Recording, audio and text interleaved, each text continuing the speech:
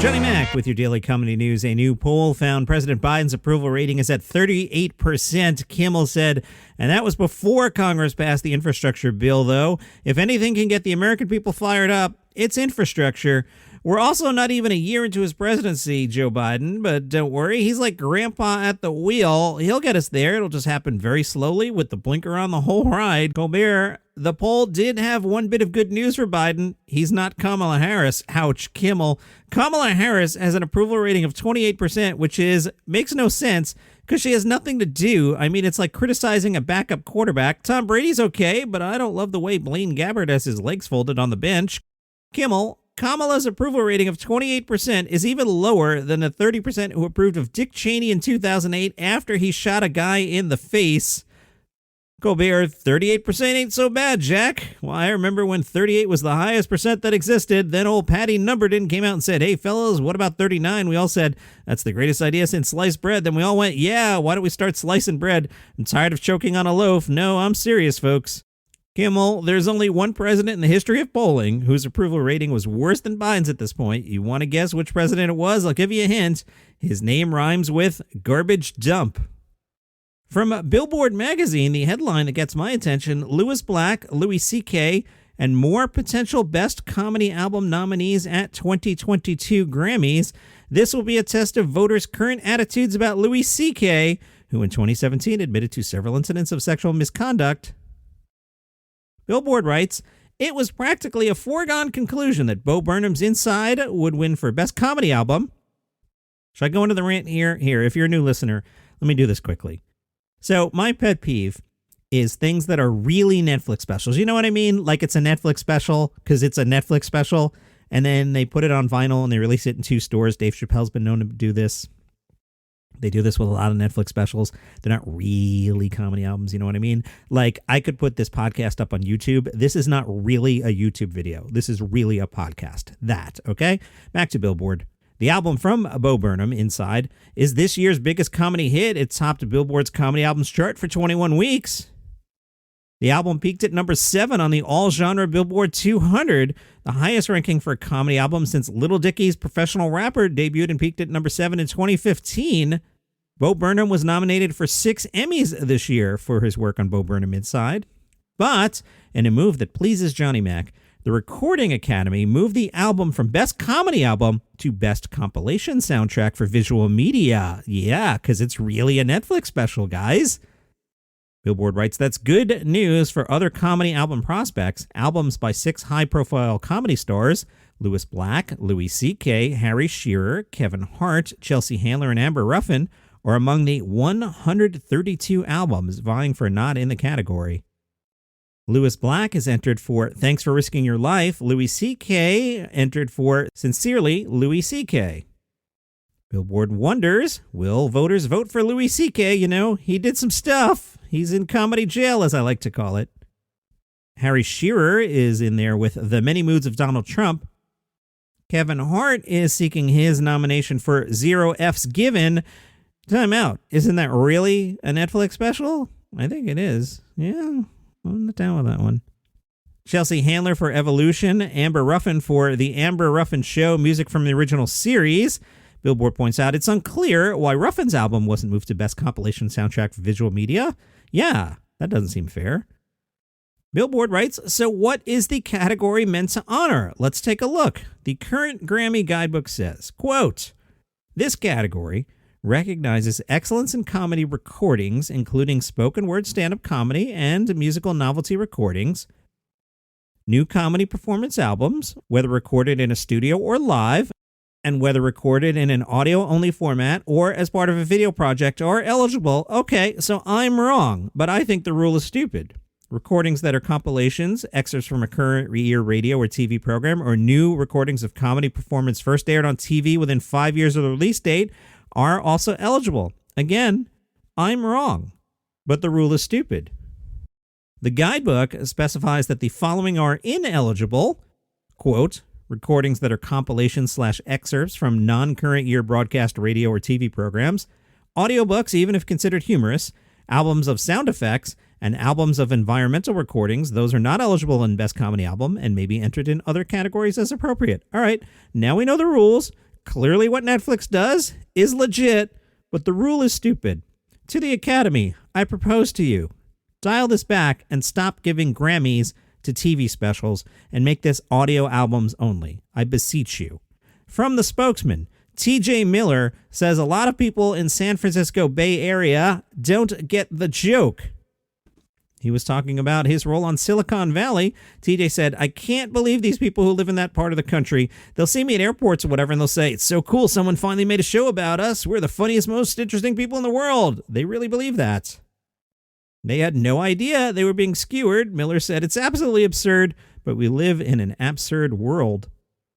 From the Green Bay Press Gazette, say it with me.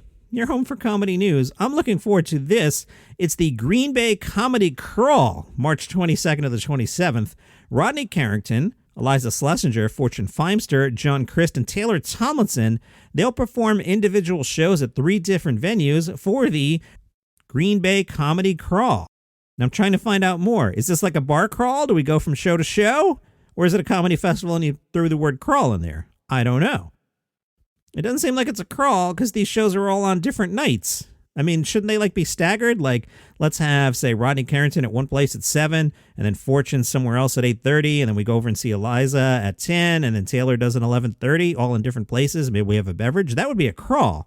Anyway, I'm interested in this. From Variety, Netflix has ordered the hybrid comedy series Saturday Night's All-Star Hits from Kyle Mooney and Ben Jones. Saturday Morning All-Star Hits will feature a combination of adult animated segments as well as live action. It is described as a celebration of all that is 80s and 90s TV. In the series, twin hosts Skip and Trebor, both played by Mooney, take viewers on a trip through the Saturday morning cartoon experience. I'm in on this. Netflix, December 10th, so this is coming up soon. Variety credits. Kyle Mooney is currently a cast member on SNL. We knew that. Jones is the creative director of Bento Box, the animation studio behind shows like Bob's Burgers. We will see if this show actually airs on Netflix on December 10th, or is it a hoax like Bob's Burgers? 2 questions. 1, have you ever seen Bob's Burgers? The answer is no. Second question, have you ever met anyone who has seen Bob's Burgers? The answer, no. Today's Daily Comedy News is brought to you by Rico and the Man. I love that title. They sent me some copy. It says, these days, everyone and their cat has a podcast about the entertainment industry. Am I right? I don't know. I mean, is there something wrong with being a guy in a basement talking to himself about comedy headlines? Is that weird, Rico and the Man? But few shows have as much fun as doing it as Rico and the Man with Rob Traegler and Peter Marino. New Jersey meets California in this bi-coastal hilarious show where 2 old college buddies take shots at all things entertainment. Rico and the Man is a laugh-out-loud look at Hollywood's past, present, and troubling future. Special guests, trivia, listener feedback, comedy bits. This no-holds-barred podcast is the perfect distraction from your everyday troubles. New episodes every week. Rob and Peter invite you to laugh along as they praise, pummel, and pick apart show business. So I took a look at this week's show. And first of all, their artwork game destroys my artwork game. My artwork game is I went to some website and I made the logo that you see for Daily Comedy News, you know, the smiley face and some words. At some point, I'm going to pay somebody to make something proper. So Rico and the Man, their artwork game, they're crushing it. But again, you're not really going to the podcast for the artwork. It's for the content. Now, the November 6th episode, the boys have a New Jersey reunion. Cell phones ruin modern movies. Very true. Boba Fett and Batman deliver trailers, and practical effects always win. Boba Fett and Batman, I am in right away. Rico and the Man, available wherever you listen to podcasts. Freep.com caught up with Joe Pera. The headline, move over, Ted Lasso. Joe Pera brings humanity to quirky Adult Swim comedy. All right, tap the brakes with the move over, Ted Lasso. Joe Pera is great. He's been on the New York scene for quite some time. I've always enjoyed seeing him in person. But the move over, Ted Lasso, tap the brakes. Joe Pera Talks With You returned last night on Adult Swim. I go to bed at like 10 o'clock, so I can't stay up for these things. But luckily, I have HBO Max and can probably get this on demand. You know what I'm saying? Joe Pera said on the show, I just looked it up. The average United States person sits 10 to 11 hours a day, and that doesn't even include laying down. Are you sitting down right now? Don't worry. I'm not going to give bad news. Just wondering what you're sitting on. If it's a chair, what kind is it? How would you describe what it's like to sit on that chair? That a moment from the season premiere that happened last night. Joe Pera's series grabbed attention during its first season for an episode titled Joe Pera Reads You the Church Announcements, in which his character, Joe Pera, discovers Baba O'Reilly, the Who song that some people call Teenage Wasteland because they aren't educated in music. It's not called that at all. In the episode, Joe becomes so captivated after hearing it for the first time that he requests it repeatedly on a local radio station and dances alone wildly in his house. His retelling of his experience to his church's congregation is a sweet reminder that pop culture brilliance can almost feel like a religious experience. Joe Pera said, "It definitely was the first season episode that helped us get another season. We sent it to Pete Townsend. I don't know if you ever saw it or not, but I'm curious about that." Continuing to combine comedy and music, from Consequence of Sound, the Presidents of the United States of America, the band, react to Curb Your Enthusiasm Diss. Did you see the episode? Larry David, as Larry David, went to a rock concert held by guest actor Dylan O'Brien.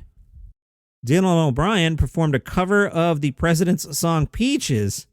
Larry David asked him, "Did you write that Peaches song? What would prompt a person to sing such an idiotic song?" O'Brien said, "Because the way it's aged 20 years later, don't you see how relevant it is now?"